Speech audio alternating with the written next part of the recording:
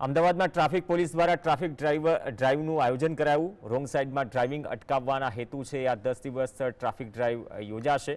આવતીકાલથી આ traffic drive શરૂ થશે। ટ્રાફિક ડ્રાઈવમાં અત્યાર સુધીમાં વાહન ચાલકો પાસેથી માત્ર દંડ વસૂલાતો હતો, જેથી હવે ગુનો દાખલ થશે।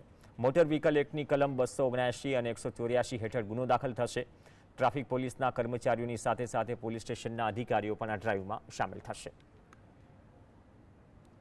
22 તારીખથી લઈ અને 31 તારીખ સુધીના ડ્રાઈવનું આયોજન કરે છે અને સ્પેસિફિક રોંગ સાઈડથી આવતા વાહનો માટેનું અમે ડ્રાઈવનું આયોજન કરીએ છીએ। અને રોંગ સાઈડથી આવતા ભયજનક જે ડ્રાઈવરો છે ડ્રાઇવિંગ કરતા હોય છે એમાં 184 હેઠળ સ્થળદંડ લે છે, પણ આ વખતે અમે એમાં ગુનો દાખલ કરવાના છે 279 184 હેઠળ, કે જેની FIR કરી અને ગુનો દાખલ કરી અને કાર્યવાહી કરવામાં આવશે।